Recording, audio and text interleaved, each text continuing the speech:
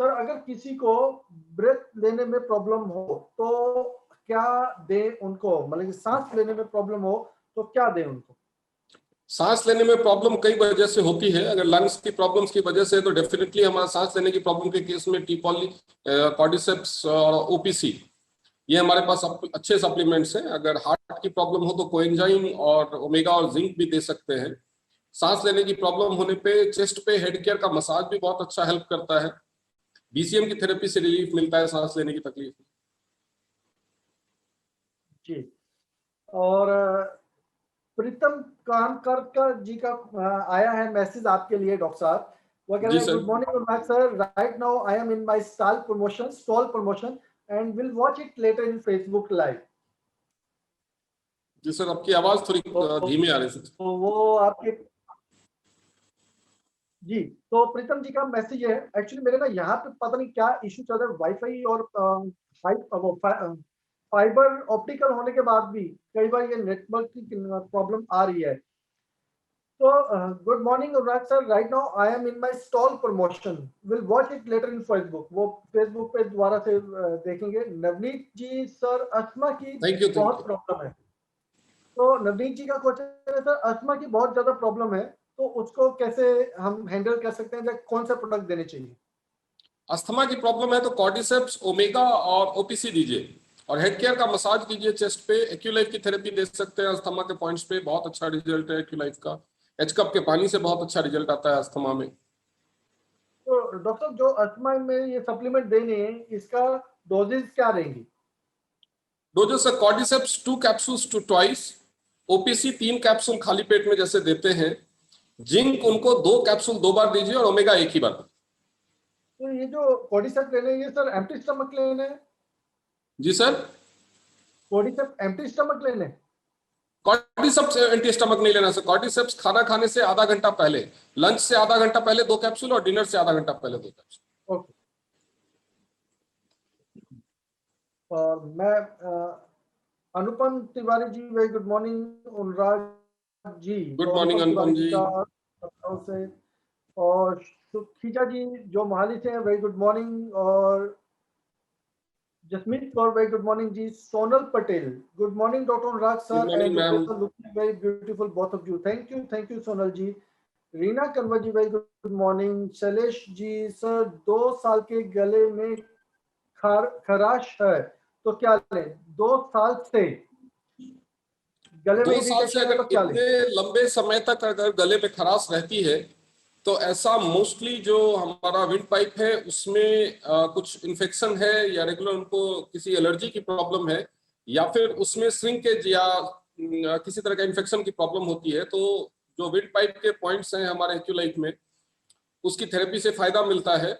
और ऐसे केस में सबसे अच्छा है कि आप ओपीसी को, टीपॉली को और चिटोसन को, तीनों को ही कैप्सूल के तौर पे खाने की बजाय, तीनों का डोज सेम रहेगा। जैसे ओपीसी 3 कैप्सूल खाली पेट लेना है तो वो 3 कैप्सूल ही लेने हैं, लेकिन उसको 200 मिलीलीटर गुनगुने पानी में घोलिए और उसको सिप करके पीजिए। टीपॉली को भी ब्रेकफास्ट के बाद 2 कैप्सूल गुनगुने पानी में घोलिए और उसको सिप करके पीजिए, उससे बहुत ज्यादा फायदा होता है। और जिंक लेना है। अगर एलर्जी की प्रॉब्लम है आप एक्यूलाइफ से चेक करें एलर्जी के एक्यू पॉइंट्स को, और खास तौर पे पैटर्न को ध्यान में रखें कि कैसा होने पे रिलीफ मिलता है। क्या गले में खराश डस्ट या ऐसे कुछ चीजों पे या मौसम के बदलने से बढ़ती है? तो एलर्जी का ध्यान रखना है कि अगर एलर्जी से है तो एलर्जी के एक्यू पॉइंट पे एक्यूलाइफ की थेरेपी और जिंक खाने से फायदा मिलेगा। जी, तो जिन लोगों ने भी हैंड रेज किए हैं मैं उनको डेफिनेटली लूंगा, वो अपने हैंड रेज रखें। तो जिस भी सीक्वेंस में उनके हैंड रेज रहेंगे उन्हीं सीक्वेंस में हम उनको लेंगे। तो मैं कुछ मैसेजेस ले लूं और फिर हम लोग आपके पास भी आ रहे हैं। तो Sushil Shikaro ji, very good morning. और कॉम बुलवानी ji, very good morning. And doctor Anurag sir, Santosh Rani ji, very good morning. Majumdar ji, good morning. Neelam Rani, good morning ji. Yoga teacher, Radhe एक राधे फेसबुक पे अनुराग क्वेश्चन सर। आया है, पेट में वंदना, 5 डॉक्टर सेंटीमीटर की वंदना है। रसौली है, क्या रिकमेंड कर सकता हूँ? अंकित जी, 5 सेंटीमीटर की रसौली पेट में कहाँ? पेट में बहुत सारे ऑर्गन है। पेशेंट फीमेल है मेल है? ये बताइए तो मैं आपको बताऊंगा। 6 महीने पुराना है वो तो ठीक है। एक फेसबुक पे और क्वेश्चन आया, 10 ईयर 10 ईयर्स ओल्ड बॉय बहुत ज्यादा वीक है, बोलता भी तोतला है, उसको जिंक दीजिए, स्पाइरुलिना दीजिए, प्रोकिट्स दीजिए, और हेड केयर का अगर तोतला बोलता है तो उसको हेड केयर के मसाज के साथ साथ उसके वोकल पॉइंट्स पे, जो गले के थ्रोट के पॉइंट्स हैं और टॉन्सिल के पॉइंट्स हैं, वहां पे एक्यूलाइफ की थेरेपी कीजिए। जी सर। जी, तो आगे बढ़ते हैं हम। Good morning sir. सर जी, मेरी वाइफ को चेहरे पे छाइयाँ हैं, क्या देना चाहिए? चेहरे पे झाइयाँ है तो सबसे पहले तो उनको जिंक और मल्टीविटामिन खिलाना शुरू कीजिए। स्पाइरुलिना का फेस पैक लगाइए और ओपीसी भी खिलाइए, ठीक हो जाएगा। ओके। और रविंदर जी का मैसेज है, गुड मॉर्निंग अनुराग जी और प्रशांत प्रजापति सर, आप थोड़ा सा नीड असेसमेंट के बारे में नीड असेसमेंट भी नी बताएं, adjustment. Because everyone has need assessment. समझ नहीं असेसमेंट लिखा पाया, हुआ है इन्होंने।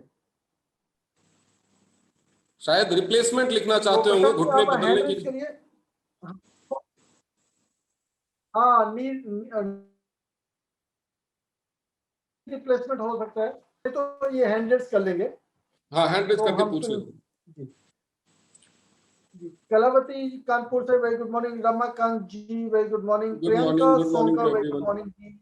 Doctor CP Gaun sir, Aqua Life से किसी पॉइंट को ज्यादा सेंसेशन फील होता है, उसका क्या मतलब होता है?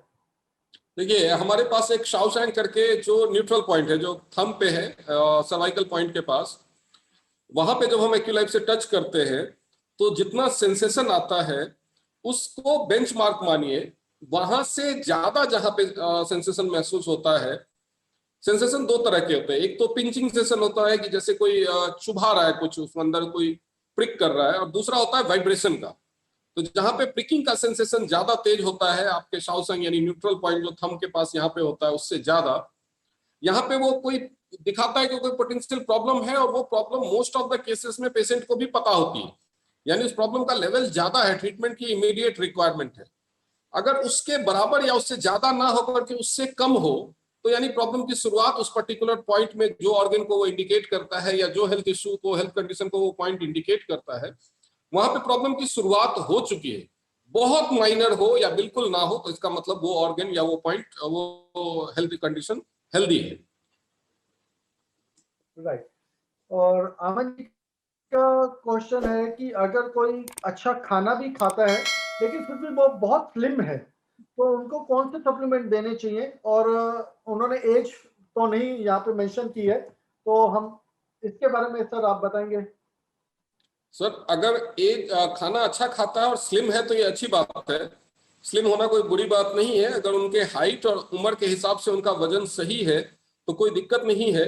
लेकिन अगर मसल्स वीक है, और तो अगर थिन है, स्लिम होना और थिन होना अलग अलग बात होती है। अगर वो थिन है, मसल्स वीक है, तो इन दैट केस उनको प्रोटीन रिच डाइट लेना चाहिए।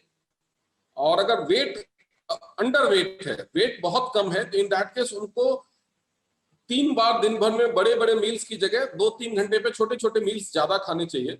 और खाने में प्रोटीन की मात्रा बढ़ानी चाहिए और एक्सरसाइज बढ़ाना चाहिए, या बीसीएम कर सकते हैं वो।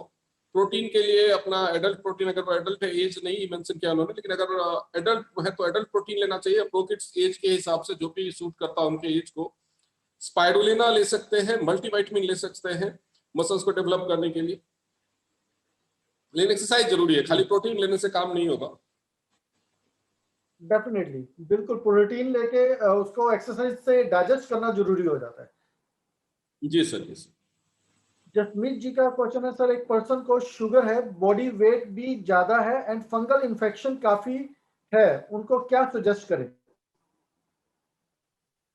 शुगर वाले पेशेंट को फंगल इन्फेक्शन होने के चांसेस रहते हैं ज्यादा, क्योंकि उनके स्वेट में भी कई बार वो आता है, जो ग्लूकोज कंटेंट आता है। खैर, शुगर का पेशेंट है और बॉडी वेट ज्यादा है, तो सबसे पहले तो उनको वजन कम करने पे फोकस करना होगा। इसलिए उनके लिए जो हमारा बीसीएम मशीन है वो सबसे आइडियल है। BCM machine. और अगर शुगर के बारे में मैं शॉर्ट में बताऊं तो एक चीज बताया, तो एक फॉर्मूला याद रखिए। शुगर के पेशेंट के बारे में आपको 3-4 चीजें पूछनी है। सबसे पहला कि जो भी मेडिसिन वो ले रहे हैं, एलोपैथी ले रहे हो, आयुर्वेदिक ले रहे हो, देसी उपचार कर रहे हो, जो भी कर रहे हो, उसके बगैर अगर वो बंद कर देते हैं तो उनका शुगर लेवल कहां तक जाता है। कोई बोलेगा कि अभी तो नॉर्मल है कि मतलब वो 110 120 के आसपास है, लेकिन नॉर्मल अगर दवा बंद कर दे 1-2 दिन तो कहां तक जाएगा? तो कोई बोलेगा फिर 200 तक चला जाएगा, कोई बोलेगा 300 चला जाएगा, कोई बोलेगा 400 चला जाएगा। तो उसको इस तरह से कैटेगराइज करें, जिनका 200 के आसपास रहता है, दवा बंद करने के बावजूद भी 200 के नीचे या 250 के तक रहता है, उनको आप केवल सप्लीमेंट से भी कंट्रोल कर सकते हैं। लाइक हमारे पास जिम्निमा है, चिटोसन है, एफओएस। जिम्निमा, चिटोसन और एफओएस से स्टार्ट कीजिए। 2 महीने के बाद एफओएस को बंद कर दीजिए और एफओएस की जगह पे जिंक स्टार्ट कर दीजिए। 3 महीने बाद जिंक भी बंद कर दीजिए, या 3 या 4 महीने के बाद, और चिटोसन भी बंद कर दीजिए। केवल जिम्निमा चलाइए, उससे आप शुगर पे 2 से 2.5 साल में काबू पा लेंगे, पूरी तरह से उसको ठीक कर पाएंगे। जिन लोगों का शुगर लेवल 250 के ऊपर है, 300, 350 ऐसे चला जाता है, 400 तक, उनको आप इसके साथ साथ एच कप जरूर दीजिए, हाइपर एच कप। नहीं तो होगा क्या, ऐसा नहीं है कि केवल सप्लीमेंट्स के हेल्प से हम शुगर को ठीक नहीं कर सकते, कर सकते हैं, थोड़ा टाइम ज्यादा लगेगा, लेकिन मोस्टली जो पेशेंट्स हैं वो पेशेंस नहीं दिखाते। जो हमारे शुगर के पेशेंट्स हैं वो धीरज नहीं रखते। उनको 2-3 महीने में अगर रिजल्ट नहीं आया, उनके शुगर लेवल पे फर्क नहीं दिखा, तो वो फिर छोड़ देते हैं, आपको बिना बताए भी छोड़ देंगे। तो उनकी जो काउंसलिंग है वो शुरुआत में ढंग से कीजिए, उनको एक्सप्लेन कीजिए कि कई लोग होते हैं, जैसे अगर आप एच कप के बारे में बताएं या इक्विपमेंट्स के बारे में बताएं, तो वो महंगे होने की वजह से कतराते हैं, केवल सप्लीमेंट बोलते हैं फिलहाल सप्लीमेंट शुरू करके देखता हूं। तो उनको पहले ही बता दीजिए कि आप सप्लीमेंट से भी कर सकते हैं, ऐसा नहीं है कि सप्लीमेंट से नहीं कर सकते, बट इन दैट केस जो स्टार्टिंग रिजल्ट आएगा वो टाइम ले सकता है। हो सकता है कि आपको रिजल्ट शुरू होने में 6-8 महीने या 10 महीने लग जाए, तो आपको धीरज रखना होगा। ये नहीं कि 2 महीने बाद आप वो मेरे को कोई फायदा नहीं हुआ, तो केवल सप्लीमेंट्स के माध्यम से फायदा हो, किसी किसी को 1 महीने में भी फायदा हो जाता है, ऐसा नहीं है कि फायदा नहीं होगा, लेकिन ऐसा भी हो सकता है कि 6-8 महीने लग जाए फायदे की शुरुआत होने में।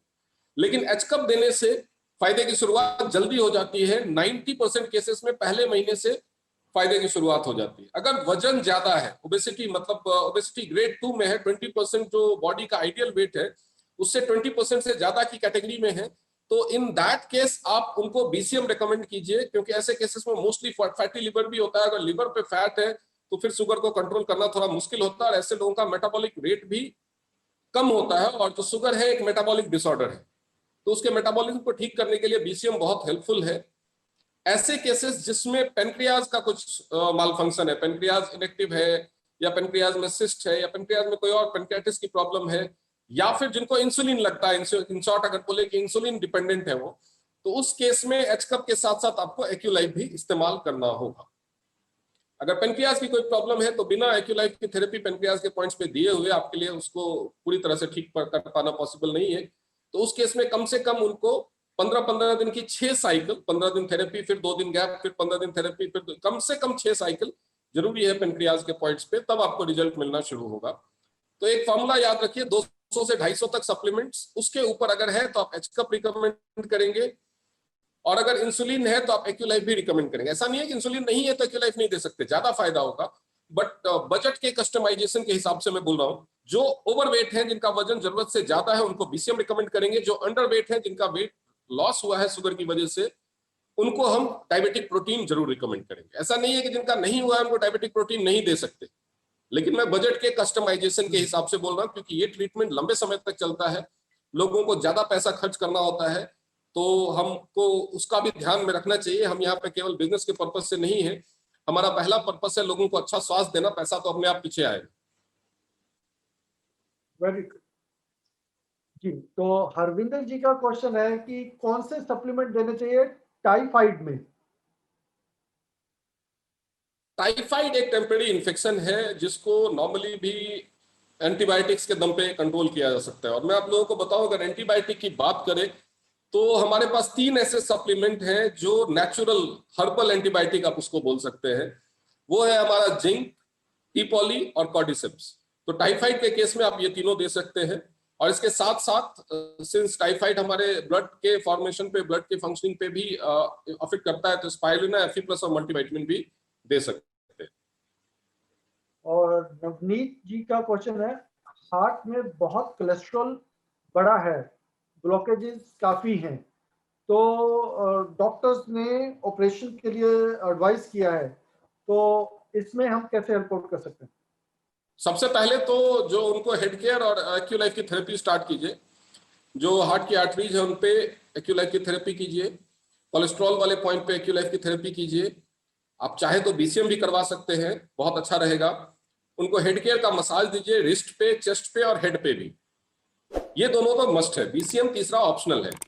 एच कप अच्छा रहेगा अगर आप देते हैं तो, ऑप्शनल है लेकिन अच्छा रहेगा देते हैं तो। एक्यूलाइफ और हेड केयर की थेरेपी मस्ट है। उसके बाद उनको जॉय नेकलेस पहना दीजिए, हार्ट अटैक से बचाएं, क्योंकि वो भी धीरे धीरे ब्लॉकेज को हटाना शुरू करेगा। अब रह गई बात कोलेस्ट्रॉल की, क्योंकि ब्लॉकेज हटाने के लिए आपको कोलेस्ट्रॉल घटाना और ब्लॉकेज हटाना जरूरी है। तो उसके लिए आप omega, coenzyme, cell rejuvenation, spirulina दे सकते हैं, ओपीसी दे सकते पिट्यूटरी ग्लैंड के इन्फेक्शन में क्या सप्लीमेंट दे सकते हैं? हैं। किस चीज के इन्फेक्शन से? पिट्यूटरी ग्लैंड के इन्फेक्शन पे। पिट्यूटरी ग्लैंड के इन्फेक्शन में? हाँ। पिट्यूटरी ग्लैंड के इन्फेक्शन में आप उनको टी पॉली, जिंक और ओपीसी दीजिए, नॉर्मल डोज। और किडनी में स्टोन हो तो उस केसेस में हम कैसे उनको ट्रीट कर सकते हैं? किडनी में स्टोन को ठीक करना बहुत ही, मुझे तो लगता है कि अगर आप जो लोग एक्यूलाइफ यूज करते हैं उनके लिए किडनी स्टोन कोई प्रॉब्लम इतनी जल्दी, इवन गैल ब्लैडर के स्टोन से जल्दी किडनी का स्टोन ठीक हो रहा है। किडनी के पॉइंट्स पे आप एक्यूलाइफ की थेरेपी शुरू कीजिए, हेड केयर की थेरेपी उस को देना शुरू कीजिए, और साथ में ओपीसी, सेल रिजुविनेशन और चिटोसन दीजिए। और ज्योति कपूर जी का क्वेश्चन है कि सर मुझे हील में बहुत पेन रहती है, जब मॉर्निंग में उठते हैं तो पेन ज्यादा बढ़ जाती है।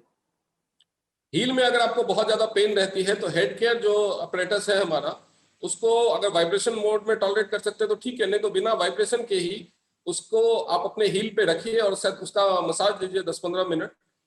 जो उसका इंफ्रारेड लाइट है उसका मसाज, एक्चुअली प्लांटर फाइसाइटिस की प्रॉब्लम है उनको।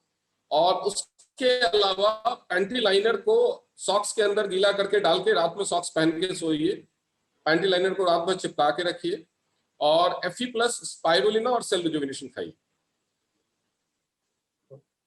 रूबी जी का क्वेश्चन है कि स्टमक प्रॉब्लम में हमें कौन से सप्लीमेंट रिकमेंड करने चाहिए? स्टमक में कई तरह की प्रॉब्लम हो सकती है, आपको प्रॉब्लम स्पेसिफाई करना होगा कि किस तरह हाँ की। बिल्कुल, प्रॉब्लम क्या है वो स्पेसिफाई करना होगा।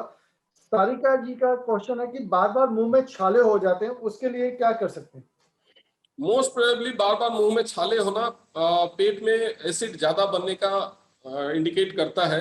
डाइजेशन की प्रॉब्लम हो सकती है, एसिडिटी की प्रॉब्लम हो सकती है। एच कप का पानी पीना और चिटोसन एफओएस बहुत ज्यादा हेल्पफुल होगा उसमें। 1 हफ्ते में ही प्रॉब्लम में रिलीफ मिल जाती है।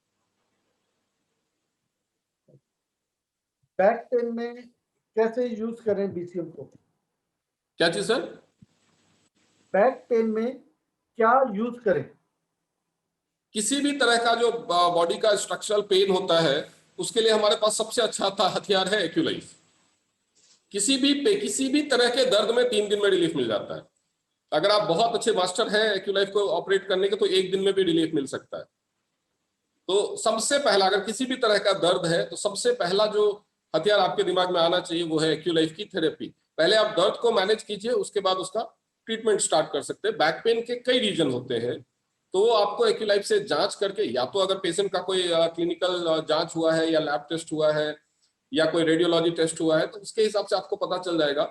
नहीं तो अगर आप एक्यूलाइफ की अच्छी से ट्रेनिंग लेते हैं, अच्छे से सीखते हैं, तो आप खुद से भी जांच कर सकते हैं। क्योंकि कई बार लोग होता है कि बैक पेन में सिर्फ स्पाइन पे थेरेपी देना शुरू कर देते हैं, बट ऐसा नहीं है कि केवल स्पाइन में कोई डिफॉर्मिटी हो या कोई प्रॉब्लम हो तभी बैक पेन होगा। कई बार इंपोर्टेंस की वजह से भी, इंपोर्टेंस की प्रॉब्लम हो उसमें भी बैक पेन होता है, वो इंडिकेशन है बैक पेन उसका। कई बार लोगों को प्रोस्टेट में कुछ प्रॉब्लम होती है, उसकी वजह से भी बैक पेन होता है। तो वो आपको एक्यूलाइफ से जांच करने से पता चल जाएगा कि बैक पेन की वजह क्या है। और पेन में इनिशियल रिलीफ आप बैक के पॉइंट पे देंगे। इनिशियल रिलीफ मिलने के बाद आप उसके जिस प्रॉब्लम की वजह से जो पोटेंशियल रीजन हो सकता है बैक पेन का, उसको ठीक करेंगे। बैक पेन अपने आप दोबारा नहीं है। जी, संदीप यादव जी का क्वेश्चन है, सर डॉक्टर ने D360 टेबलेट लिखी है प्रेगनेंसी में। क्या लिखी है? D360 समझ नहीं आया sir. Tablet, D for Delhi, okay D360 okay. D360 tablet लिखी है प्रेगनेंसी में, तो उसकी जगह क्या हम ओमेगा लाइट दे सकते हैं? बिल्कुल दे सकते हैं, अगर फर्स्ट ट्राइमेस्टर निकल गया तो आराम से दे सकते हैं। तो अब हम कुछ जिन्होंने हैंड रेज किए हैं उनके भी कुछ क्वेश्चंस ले लेते हैं। और मैं देख लेता हूँ किन किन के हैंड रेज है हमारे साथ। जी मीनू जी, मैं आपको अनम्यूट कर रहा हूँ, आप अपने आप को अनम्यूट करके हमारे साथ बन सकती हैं मीनू जी। जी good morning sir. Good morning ma'am. Good morning ji. Sir मेरा एक क्वेश्चन है। मुझे खुद को एक प्रॉब्लम है, एटिक एरिया बताया जाता है उसको प्रॉब्लम को, जी एटिक एरिया सॉरी। तो उसमें क्या होता है, जैसे ही विंटर स्टार्ट होती है, जी जैसे ही मेरी कोई स्किन का पार्ट है, लाइक हैंड लगा लीजिए या बाजू लगा लीजिए या कहीं पे भी बैक लगा लीजिए, नेक लगा लीजिए, जहां पर भी ठंडी हवा लगती है, अभी विंटर्स जैसे अभी स्टार्ट हो रही है आजकल, जी जी जी। अगर मैं अपनी स्किन को बिना ढके बाहर निकल जाती हूँ, तो उसपे धाफड़ टाइप निकल जाते हैं, थोड़े मोटे-मोटे से, ओके, और मतलब उनमें ये बहुत ज़्यादा, 30 के। जी, ख़ारिश जी होनी शुरू हो जाती है। जी और ये इतनी प्रॉब्लम बढ़ जाती है, जैसे अगर अभी विंटर्स में थोड़ा पतला कपड़ा पहना है, तो जो सेंसिटिव पार्ट्स हैं, लाइक जैसे थाइज़ होगी, हमारी अंडर आर्म्स होगी, इन पे बहुत जल्दी बहुत ज़्यादा ख़ारिश होती है। तो इसमें क्या ओके। लेना चाहिए सर? देखिए अर्टिकेरिया कई चीजों से ट्रिगर हो सकता है, कई बार किसी खाने से भी हो सकता है, जैसे आपको वेदर चेंज से या टेम्परेचर से होता है। हुँ, और अर्टिकेरिया में बाकी रीजन से जो भी होता है उसमें तो मोस्टली जो कोल्ड कंप्रेस होता है, आइस वगैरह लगाना बहुत हेल्पफुल होता है। बट सिंस ओके, आपको ये लो टेम्परेचर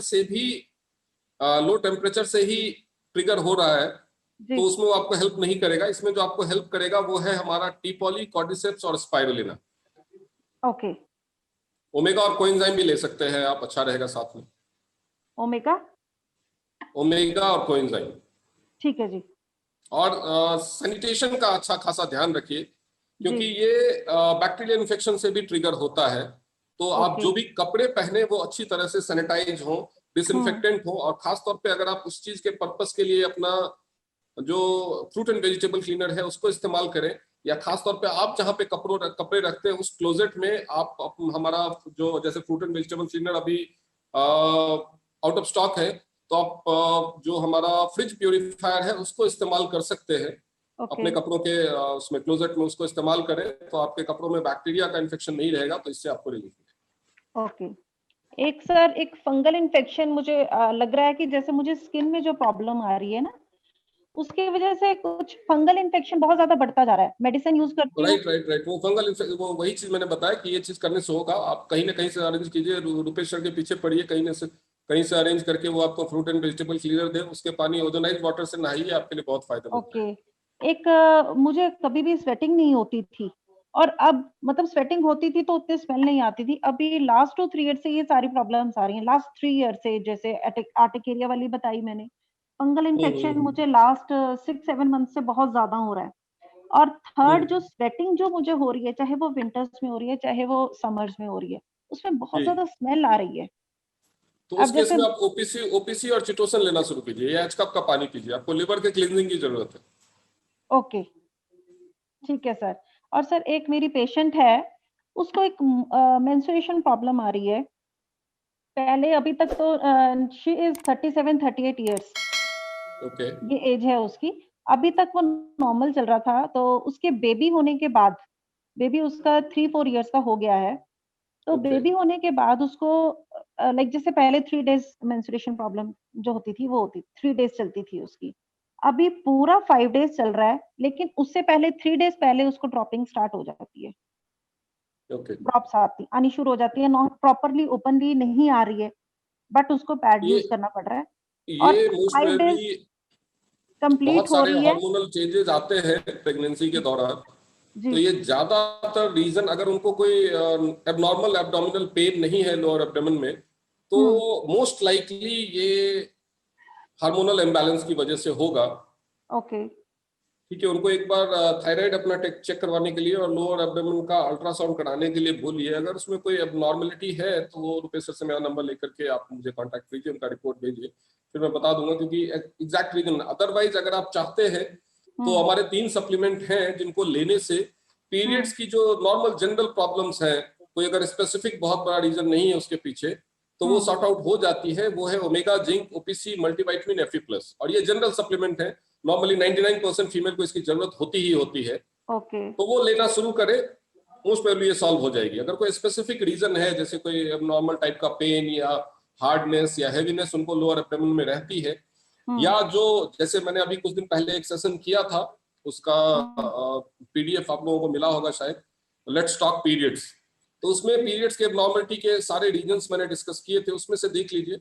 अगर हार्मोनल रीजन है, जैसे अचानक हेयर के ग्रोथ में कोई चेंजेस आए हैं, या जो ब्रेस्ट के टेंडरनेस में कोई चेंजेस आए हैं, या फिर वजन में कोई चेंज आया है, तो इस तरह का जो अगर कोई चेंज आया है तो ये मोस्टली होता है हार्मोनल इम्बैलेंसेस की वजह से। तो फिर उसके लिए ये चीजें काम कर जाएंगी। लेकिन अगर किसी तरह का कोई सिस्ट फॉर्म हो रहा है या कोई पीसीओडी पीसीओएस से रिलेटेड प्रॉब्लम है, तो फिर बीसीएम और एक्यूलाइट की थेरेपी भी चाहिए। ओके, तो सर जैसे लेडीज को इस एज में आके आफ्टर 32, 33 या 35 इसके बाद हार्मोनल चेंजेस होने शुरू हो जाते हैं। हाँ, एक्चुअली पहले जो इसका नेचुरल एज था वो 45 प्लस में था जी, जो प्री मेनोपॉजल टाइम कहलाता था, पीरियड कहलाता था। लेकिन जैसे हमने बताया ना कि एजिंग फास्ट हो रही है, क्योंकि शरीर में न्यूट्रिशन कम जा रहा है, तो एजिंग फास्ट हो रही है, शरीर में नए सेल्स का बनना कम हो रहा है। अब किसी भी ऑर्गन में अगर रोज मान लीजिए, मैं एक एग्जैक्ट नंबर नहीं दे रहा हूँ, एक ऐसे ही समझाने के लिए बता रहा हूँ कि 1 करोड़ सेल्स रोज मर रहे हैं और नए सेल्स 1 करोड़ नहीं बन रहे हैं, तो वो जो अंग है वो धीरे धीरे कमजोर होना शुरू हो जाएगा। यानी आपका पूरा ही शरीर हमारे सेल से बना हो, तो धीरे धीरे पूरा शरीर, यानी जो उम्र तक वो 60 साल की उम्र में पहुंचता वो 30-35 में पहुंच जाएगा। तो इसी वजह से जो ये प्री मेनोपॉजल सिम्टम्स है वो अर्ली एज में 35, 32, 34 ऐसे में भी आने लगे हैं लोगों को, खासतौर पे उन लोगों को जिनके डाइट में न्यूट्रिशन की कमी होती है, जो लोग सप्लीमेंट्स नहीं लेते। जी, तो क्या देना चाहिए सर उनको ऐसे हार्मोनल इनसे बचने नॉर्मल के लिए? Supplements, omega zinc multivitamin Fe+ और OPC, ये 5 चीजें जो है, जो किसी भी फीमेल को किसी भी तरह अगर गायनी कोई भी प्रॉब्लम हो, तो ये 5 सप्लीमेंट तो आप आंख बंद करके सजेस्ट कर देंगे। ओके, 90% प्रॉब्लम इसी से एड्रेस हो जाती है। और इसके अलावा हमारा पैंटी लाइनर और पैड तो है ही, वो तो खैर हर किसी को इस्तेमाल करना चाहिए। Okay, thank you so much sir. Okay, तो मंजू मैदान जी, मैं आपको भी अनम्यूट कर रहा हूँ, आप बात कर सकते हैं। Good morning sir. Good morning ma'am. Sir एक लेडी है, उनके फेस पे ना पिंपल्स होते हैं, तो उसके निशान रह जाते हैं ब्लैक से, और स्किन उनकी ड्राई है, तो उनको क्या सप्लीमेंट जो है हम दें, या क्या उसको लगाने के लिए क्या बोले? पिंपल्स डेली 2-3 पिंपल्स निकल जाते हैं उनको सबसे पहले आप बोलिए अपने स्टमक को ठीक करने के लिए। स्किन ड्राई है तो पिंपल्स जो निकलने का रीजन होता है वो इंडाइजेशन की वजह से होता है, और हार्मोनल रीजंस भी होते हैं। तो उनको जिंक मल्टीविटामिन तो खाने के लिए कहिए, ओमेगा जिंक और मल्टीविटामिन, ये 3 चीजें वो खाएंगे। अगर डाइजेशन का इश्यू भी, और एचकप और चिटोसन भी साथ में ले, तो उनको पिंपल जो फर्दर निकलते हैं वो रुकेगा उससे। और जो निकल गए हैं, उनके जो मार्क्स हो गए हैं, उसके लिए उस पे वो जो अपना हेयर ऑयल है, उस हेयर ऑयल को लगाएं, तो वो मार्क धीरे धीरे लाइट होना शुरू हो जाएगा और गायब हो जाएगा। ठीक, थैंक यू सर। खुशी जी, मैं आपको अनम्यूट कर रहा हूँ, आप भी अपना क्वेश्चन रख सकते हैं। खुशी जी।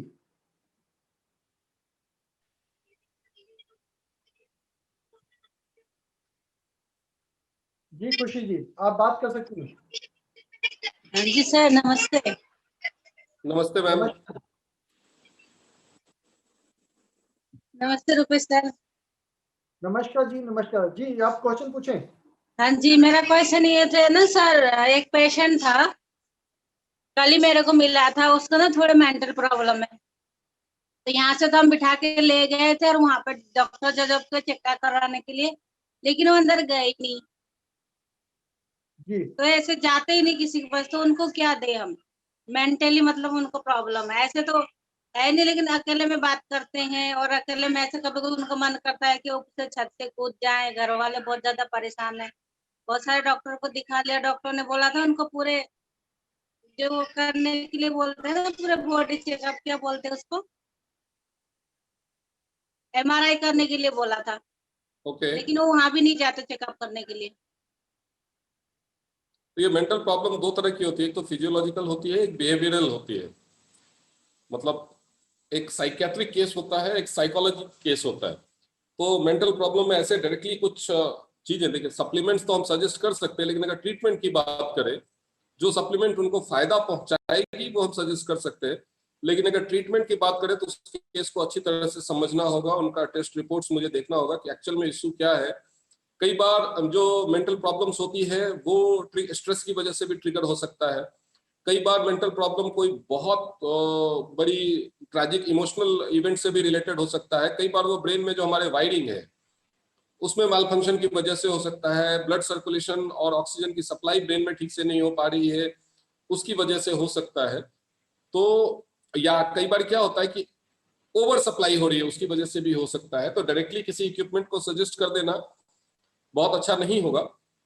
लेकिन ऐसे केस में जो भी ब्रेन से रिलेटेड जो भी इश्यू आता है उसमें ओमेगा कोएंजाइम और हमारा जो ये है सेल रिजुविनेशन, ये सेल रिजुविनेशन एक ऐसा सप्लीमेंट है कि इसका नाम मैं बार बार ध्यान में नहीं, ओमेगा कोएंजाइम और सेल रिजुविनेशन आप दे सकते हैं किसी भी तरह से ब्रेन रिलेटेड इश्यूज में।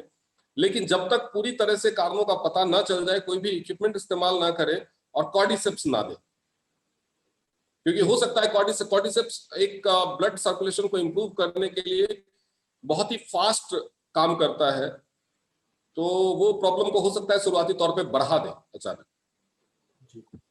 तो खुशी जी, आपको अगर टेक्निकल चीजें को जानना है तो उनकी रिपोर्ट्स वगैरह आप हमारे साथ शेयर कर लेना। मैं डॉक्टर अनुराग के साथ शेयर करके आपका कंसल्टेशन पार्ट हम ले लेंगे, तो उससे आपको पता चल जाएगा। बाकी 3 चीजें रिकमेंड की हैं डॉक्टर साहब ने, तो वो आप देना शुरू करें, उससे काफी बेनिफिट मिलेगा। तो सर एक क्वेश्चन है, पोस्ट कोविड पेशेंट को बहुत वीकनेस फीलिंग रहती है, उसको क्या देना चाहिए, कौन सप्लीमेंट देने चाहिए? क्या प्रॉब्लम है सर? पीएसटीडी? नहीं, कोविड पोस्ट कोविड कोई भी बीमारी अगर हुई है और जिसकी वजह से शरीर में वीकनेस आई है, तो सबसे पहला हथियार हमारे पास ट्रेमेंडस टीएंस ने दे दिया, वो है cordyceps. Cordyceps, spirulina, Fe+, zinc, multivitamin. किसी भी तरह की वीकनेस, इवन कोई बंदा ऐसे हो ना कि उसको भूकंप में दब गया हो 3 महीने जमीन के अंदर, कुछ खाया पिया नहीं, उसको भी आप 1 हफ्ते में दौड़ाना शुरू कर सकते हैं कॉर्डिसेप्स के साथ। मेरी वाइफ की एज 40 इयर्स है, ये मुंजीन हसन जी का क्वेश्चन है, और उनके पीरियड ज्यादा हो रहे हैं और फाइब्राइड की प्रॉब्लम भी है, तो कौन सा प्रोडक्ट देने चाहिए? तो फाइब्राइड की प्रॉब्लम है, उसकी वजह से मोस्ट लाइकली पीरियड्स का एबनॉर्मलिटी है। उस केस में आप ओपीसी, सेल रिजुविनेशन, पीरियड ज्यादा हो रहे हैं तो Fe+ और स्पाइरुलिना तो इनविटेबल है कि वो तो देना ही है, क्योंकि ब्लड लॉस ज्यादा हो रहा है तो वीकनेस को काउंटर करने के लिए। उसके अलावा ओपीसी, सेल रिजुविनेशन दीजिए और एक्यूलाइफ की थेरेपी स्टार्ट कीजिए जी। और ज्योति साहा जी का क्वेश्चन है, हार्ट पेशेंट है, एज 52 मेल, फेब में एक अटैक आया था और मेडिसिन से ठीक हो गया था, 1 वीक पहले अब फिर आया है, अब एंजियोग्राफी बोला है और स्टंट डालने में भी क्या मेडिसिन लेकर ठीक हो सकते हैं? देखिए, हार्ट अटैक जब भी आता है और आर्टरीज में ब्लॉकेज होती है, अगर छोटी मोटी, कई बार क्या होता है कि नॉर्मली हार्ट अटैक जिसको होता है उसको ब्लड प्रेशर की हिस्ट्री भी होती है ज्यादातर केसेस में। तो अगर ब्लॉकेज है, वो ब्लॉकेज जैसे बोलते हैं 90% है, 95% है, कभी 100% हो गई और उस दौरान ब्लड प्रेशर बढ़ा, तो थोड़ी देर के लिए ब्लड सप्लाई ऑब्स्ट्रक्ट होती है और हार्ट अटैक आता है। लेकिन वो ब्लड का प्रेशर जब ज्यादा रहता है तो थोड़ी देर के लिए जो सॉल्युबल ब्लॉकेज होता है, जो रिसेंटली बना है, जैसे मान लीजिए किसी का 80%, 85% था, वो अचानक से 2-4 दिन में 100% हुआ, वो घुल के निकल जाता है, दवाइयों से घुल के निकल जाता है, तो वो फिर से सुचारू रूप से शुरू हो जाता है। लेकिन अगर मान लीजिए कोलेस्ट्रॉल का ही होता है, तो धीरे धीरे धीरे जब वो जमना शुरू होता है और वो परफेक्ट पक्का हो जाता है, तो फिर वो दवाइयों से नहीं जाता, फिर उसको वो स्टेंट डालते हैं, जो स्प्रिंग डालते हैं। लेकिन ये कोलेस्ट्रॉल या कोई भी जो इंसॉल्युबल चीज है जो घुलती नहीं है, वो उसके ऊपर भी जमना शुरू हो जाती है और ब्लॉकेज कॉज करके। कोई भी ऐसा पेशेंट मुझे आज तक नहीं मिला, या अगर आप लोग भी थोड़ा सा ढूंढने की कोशिश करेंगे तो आपको भी नहीं मिलेगा, जिसका एक बार स्टेंटिंग हुआ हो और 4-5 साल मैक्सिमम, कई बार लोगों को 1.5 साल 2 साल में भी प्रॉब्लम आ जाती है, दोबारा स्टेंट डालने होते हैं। नहीं तो मैक्स टू मैक्स 4 से 5 साल में प्रॉब्लम्स आती हैं और उनको रेगुलर मेडिसिन लेना पड़ता है। खून को पतला करने वाला, बीपी को कंट्रोल में रखने वाला, ये सारी मेडिसिन उनको रेगुलर लेनी पड़ती है, क्योंकि ब्लॉकेज को दोनों जब दवाइयों से दे रहे तो भी, और जो भी ब्लॉकेज हो चुकी है, जो जम चुकी है वहां पे, उसको हटाने का कोई तरीका नहीं है। जब देखा जाता है कि 2-3 बार सीवियर प्रॉब्लम होगी या ऐसी जगहों पे, क्योंकि कई बार आर्टरीज में घुमाव होते हैं, ऐसी जगहों पे जहां पे स्टेंटिंग पॉसिबल नहीं है या ऐसा ब्लॉकेज हो गया है जो स्टेंटिंग से सॉल्व नहीं हो पा रहा है, या आर्टरीज में श्रिंकेज की प्रॉब्लम है, तो फिर बाईपास रिकमेंड कर देते हैं कि वो उसको बाईपास किया जाए, उतने जगह को मेन स्ट्रीम से हटा ही दिया जाए। तो ये सारे नौबत अगर नहीं चाहते हैं तो बेहतर है कि एक्यूलाइफ और हेड केयर की थेरेपी स्टार्ट करें। जो हेड केयर है उसकी थेरेपी से 1-2 दवाइयां आपकी बच जाएगी। एक तो आपको कभी भी जो ब्लड को पतला करने के लिए, खून को पतला करने के लिए कुछ नहीं लेना पड़ेगा, क्योंकि अगर आप रिस्ट पे उसकी थेरेपी करते हैं हेड केयर अपरेटस की, तो ब्लड को डायलेट करता है और वो बीपी को भी कंट्रोल में रखेगा। एक्यूलाइफ की थेरेपी से आप ब्लॉकेज को धीरे धीरे हटा सकते हैं, और साथ में ओमेगा ओपीसी सेल रिजुविनेशन लीजिए, कोलेस्ट्रॉल में काम करेगा। एक्यूलाइफ की थेरेपी भी कोलेस्ट्रॉल में काम करेगी। बीसीएम भी साथ में देते हो, बहुत अच्छी बात है। एचकअप भी साथ में देते हो और भी जल्दी रिजल्ट है। बिल्कुल, लेकिन परमानेंट छुटकारा आप इसी से दिला सकते हैं। एलोपैथिक मेडिसिन कभी भी परमानेंट छुटकारा नहीं, इवन सर्जरी के बाद भी, बाईपास के बाद भी लोगों को प्रॉब्लम आती है। जी नहीं, बाईपास के बाद तो इवन के डॉक्टर रिकमेंड करते हैं ओमेगा और कोएंजाइम को, तो वो खुद रिकमेंड करते हैं। जी, ओमेगा तो हर केस में रिकमेंड, क्योंकि खून तो पतला रखना ही है उनका, कोलेस्ट्रॉल तो घटाना ही है। तो खून पतला करने के लिए, बीपी को कंट्रोल में रखने के लिए और कोलेस्ट्रॉल के लिए ओमेगा, ये 3 चीजें तो परमानेंट है, लाइफ टाइम के लिए जुड़ जाती है साथ। जी। और सर कीमोथेरेपी में, जी, कीमोथेरेपी में कौन से सप्लीमेंट देने चाहिए? कीमोथेरेपी में सबसे पहला है हमारा एचकअप। वो एक तो कीमो के साइकिल्स की रिक्वायरमेंट को कम करता है, दूसरे कीमोथेरेपी के, जो कोई भी कीमोथेरेपी हो या रेडियोथेरेपी हो, उसके साइड इफेक्ट्स को भी कम करता है। तो सबसे पहला एचकअप। उसके बाद कीमोथेरेपी जिसको हो रही है उसको आप दीजिए ओपीसी और चिटोसन। टीपॉली भी दे सकते हैं, अच्छा, बहुत अच्छा एंटीऑक्सीडेंट है वो कीमोथेरेपी के लिए। ओपीसी, चिटोसन और टीपॉली, ये 3 चीजें हो गई। और अगर बजट की प्रॉब्लम नहीं है, और मैं कहूंगा कि जब कीमोथेरेपी चल रहा है तो कीमोथेरेपी इतना महंगा होता है, और हमारा जो टोटल ट्रीटमेंट अगर पूरा ले तो वो 2 कीमो साइकिल के खर्चे से भी कम होता है। तो साथ में सेल रिजुविनेशन, स्पाइरुलिना, मल्टीविटामिन और Fe+ भी दीजिए, क्योंकि कीमोथेरेपी के साइड इफेक्ट से वही खून की कमी आती है, शरीर में इम्यूनिटी की कमी आती है, तो ये सारी प्रॉब्लम्स उससे दूर होंगी। गुरु मिश्रा जी का क्वेश्चन है, सियाटिका के लिए क्या दिया जा सकता है? सियाटिका के लिए सप्लीमेंट्स कोई बहुत ज्यादा इफेक्टिव नहीं है। सियाटिका के लिए बीसीएम या एक्यूलाइफ की थेरेपी साइटिक नर्व पे, या बीसीएम का जो पोजीशन है, एक पैर जमीन पे रख के और अफेक्टेड लेग को बीसीएम पे रख करके उस पोजीशन में बीसीएम की थेरेपी करें। दोनों ही बराबर ही टाइम लेते हैं ठीक करने। जी, तो अब मैं विनोद यादव जी को अनम्यूट कर रहा हूँ, वो आप अपना क्वेश्चन रख सकते हैं। विनोद यादव, विनोद जी आप अपने आप को अनम्यूट कर सकते हैं। हेलो। हेलो जी मनोज जी, कैसे हो सर? नमस्कार सर। नमस्कार डॉक्टर अनुराग, बहुत ही बढ़िया क्वेश्चन एंड आंसर सेशन, और always you are ready for the question कि कौन सा क्वेश्चन आने वाला है उसका आंसर है, और बहुत ही बढ़िया तरीके से आपने सबको समझाया। मेरे ख्याल से सभी लोगों के जो क्वेश्चन आंसर क्लियर हो रहे हैं। और ये जो रुपेश जी, सबसे बड़ी बात है जो ये सप्लीमेंट है ना हमारे, that is prevention is better than cure. इससे पहले कि आप बीमार पड़ जाएं, उससे पहले आप इसको ठीक कर लें। तो जो लोगों की छोटी मोटी प्रॉब्लम है, अगर किसी को बैक पेन है या अभी स्टार्टिंग हुई है, डायबिटिक शुरू हुई है, तो वो तो बहुत जल्दी से ठीक कर सकता है इसको। राइट सर, राइट, बिल्कुल। और हमारा इन्वायरमेंट ऐसा है, हमारा खाना ऐसा है, हमारा सिस्टम ऐसा है, तो सारा कुछ ऐसा चल रहा है, तो इस सप्लीमेंट की बहुत ज्यादा जरूरत है। मैं तो हर एक को फिर बोल रहा हूँ, मैंने मिशन बना लिया है, जैसे कोई ज्वाइन करता है और जो भी पुराने स्टूडेंट हैं, सभी लोग सबसे पहले चिटोसन से स्टार्ट करें, और 3 दिन चिटोसन ले, उसके बाद चौथे दिन चिटोसन प्लस कोर्डिसेप ले, और ये 2 सप्लीमेंट तो जरूरी है ही है। और ये आपकी बॉडी को रिपेयर करते रहेंगे, टॉक्सिन्स निकालते रहेंगे, आपकी बड़ी आंत छोटी आंत में जो भी आप जंक फूड खा रहे हैं उसकी सफाई करते रहेंगे, आपके एनवायरनमेंट में पोल्यूशन को क्लीन करते रहेंगे, आपके ऑर्गन्स को स्ट्रॉन्ग करते रहेंगे, आपके हार्ट, किडनी, लंग्स, पैंक्रियास सबको तो ये चिटोसन कोर्डिसेप आज से ही शुरू कर दीजिए। क्यों doctor Anurag, I am right और नॉट? जी सर, अभी जो टाइम है चिटोसन की रिक्वायरमेंट तो खैर मुझे लगता है कि जितने भी लोग जो अभी तक टीएम्स को नहीं जानते हैं सबको है, पूरी दुनिया में किसी को भी पकड़ लीजिए, स्टमक 100% ठीक किसी का भी नहीं।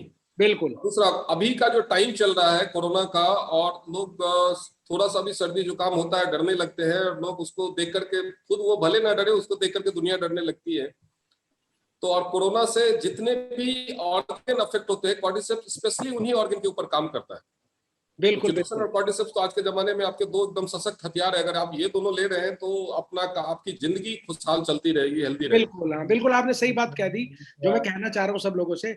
और इसके ऊपर ध्यान दीजिए, बिकॉज ये मशीन, ये जो भगवान ने आपको मानव रूपी एक मशीन दी है ना, उस मशीन की अहमियत को समझिए। गाड़ी खराब हो जाए हम सर्विस कराते हैं, और शरीर इतना कीमती है, अगर ये शरीर को ठीक नहीं रखा तो फिर पता ही क्या करेंगे? जो कमाई आई है सारी इसी पे लगने वाली है, और बेड पे और पड़ने वाले हैं।